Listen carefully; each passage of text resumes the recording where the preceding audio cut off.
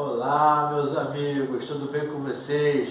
Eu sou Gustavo Eugênio do CGE Consultoria e Estudos Jurídicos e hoje eu estou aqui para dar sequência às dicas das peças processuais.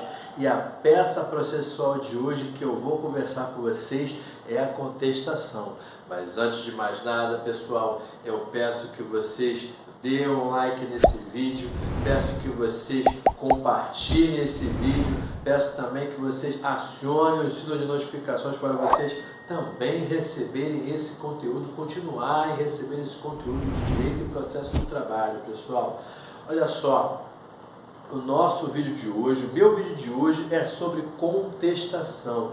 Como eu disse para vocês, as peças mais exigidas pela prova da OAB é inicial, contestação e recurso. E por que isso é importante? Porque todo dia você se depara com isso. Toda hora você vai ter, você como advogado de empresa ou de um escritório de advocacia, se você for mais ligado a reclamar da empresa, a pessoa jurídica, você vai ter que elaborar a contestação. Inicial é a base, tem que conhecer, e a contestação da mesma forma. E a contestação não é, como eu sempre digo, não é nenhum bicho de sete cabeças. Mais uma vez, é uma petição com seus detalhezinhos um pouco diferentes, mas não deixa de ser uma petição, pessoal. Mais uma vez, sempre atentos ao artigo 319 do CPC. Ah, mas fala dos requisitos da petição inicial, você está falando de contestação. Mas olha só, uma das características mais importantes do advogado que faz uma contestação é que ele sempre vai procurar colocar uma inépcia na inicial. E para você conhecer as inépcias da inicial, você tem que conhecer os requisitos da petição inicial. Simples assim. Você tem que saber, muitas vezes, esses requisitos da inépcia da inicial também você colocará ali. Olha só, você tem que seguir o endereçamento. Você não viu que na petição inicial você não botava o endereçamento? Né? Eu até lembrei aqui que no endereçamento da petição inicial estava até a primeira vara do trabalho, só se fosse uma vara muito específica. Geralmente você não coloca nem a vara na inicial, porque vai ter uma distribuição ali. Só na contestação que você já sabe aonde já foi distribuída aquela petição inicial anterior. Aí agora você já na contestação você já sabe, ó, excelentíssimo senhor juiz federal da primeira vara do trabalho do Rio de Janeiro. Você coloca aí o endereçamento, que é o juízo competente, que é a primeira vara do trabalho. Você já sabe qual é o número do processo, você vai botar o número do processo.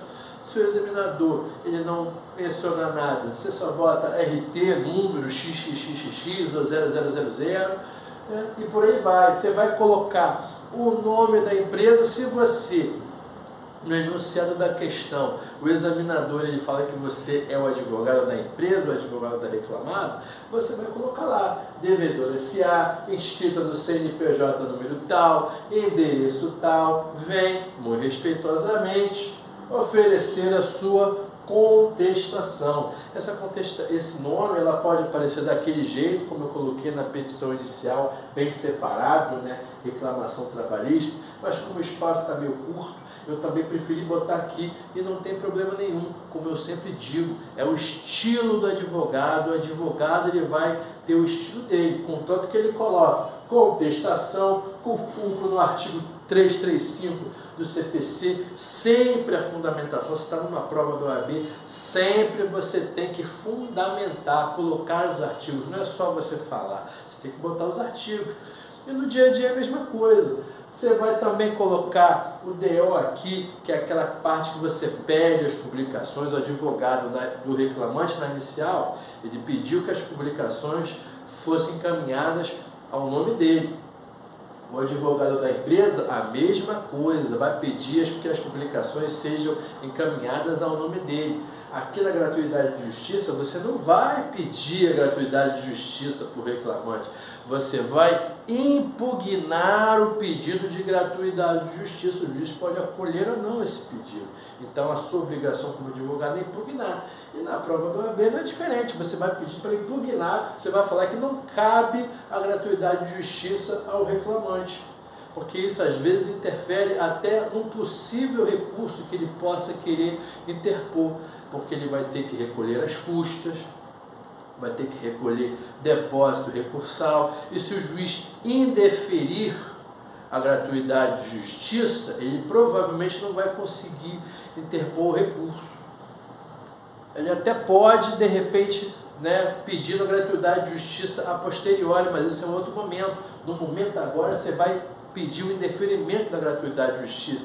E a partir daí, uma das características muito importantes da contestação, as preliminares. O artigo 337 do CPC, ele fala o seguinte: antes de entrar no mérito da contestação, o advogado ele vai buscar preliminares. Isso se chama uma defesa indireta. Muitas vezes você encerra uma ação aqui, você nem vê nada disso, ó. Não vê nada do mérito, esquece todo o mérito. Se o juiz acolher alguma das suas preliminares, você já consegue resolver o processo ali, ou no mínimo ganha mais tempo. Por isso que as preliminares são importantes. Aqui, ó, no artigo 337, temos algumas preliminares ali.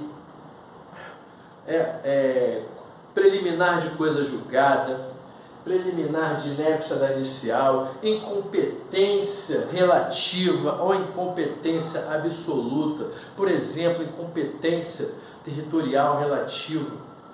A pessoa trabalhou em Niterói, mas entrou com ação no Rio de Janeiro, como eu sempre digo, o artigo 651 da CLT. Então, o advogado da reclamada, ele já pede a incompetência territorial, que é a incompetência relativa. E você sabe muito bem que se você, como advogado da reclamada, não requerer a incompetência relativa, não será o juiz que irá analisar, porque o juiz ele só é obrigado a falar da incompetência absoluta. Na incompetência relativa, se ele estiver de bom humor, ele vai jogar uma dica para você. Se ele não estiver nem aí para você, ele vai deixar passar e você perdeu uma grande oportunidade de ter arguído uma incompetência relativa, ter encerrado o processo ou ter no mínimo atrasado aquele processo para ajudar a sua empresa, o seu cliente. Outra, inépcias da inicial, às vezes a gente encontra várias inépcias. Eu falei que você tem que conhecer os requisitos da inicial, você vai ficar atento sempre se há alguma inépcia. Quando você está olhando e fazendo uma contestação e você estiver olhando a petição inicial, você vai ver aquele detalhe que eu falei para você. Se você está de frente para uma inicial e na inicial, na fundamentação dos pedidos, na causa de pedir, ele fala alguma coisa, ele pede na causa de pedir, só que ele não reproduz no rol de pedidos, isso é inépcia da inicial e vice-versa. E você vai colocar como preliminar da inépcia da inicial por qualquer desses motivos que estão previstos no artigo 337 da CLT. Legitimidade de causa é uma das possibilidades de inépcia da inicial mais batido com muita frequência. Os advogados eles colocam o pedido, a improcedência do pedido com base na inépcia da inicial, com base ali da ilegitimidade.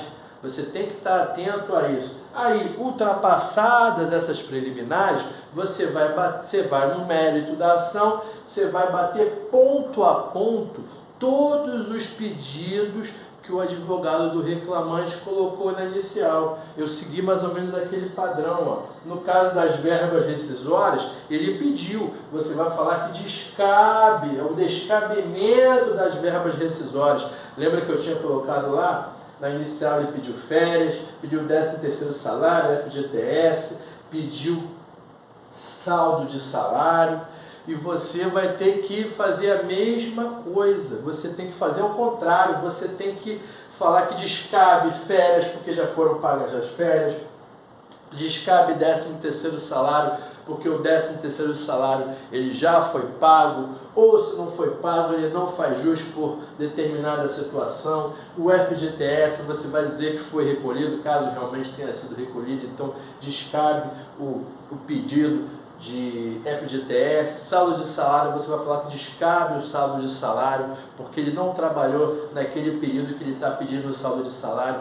Todos os pedidos que estão na inicial, você vai contestar ponto a ponto, porque se você não contestar esses pedidos na contestação, será revelia, você não tem outra oportunidade para falar. Então, se ele pedir dano moral, você contesta o dano moral. Se ele pedir intervalo interjornada, você vai contestar o intervalo interjornada. Se ele vai pedir reembolso, você vai contestar o reembolso e assim por diante. E você vai seguindo, você vai colocar também o descabimento de honorários advocatícios, porque na inicial ele vai pedir honorários advocatícios, você vai pedir o descabimento de honorários advocatícios, você vai encerrar com a conclusão, sempre pedindo a improcedência da ação. E geralmente em todos os tópicos que você for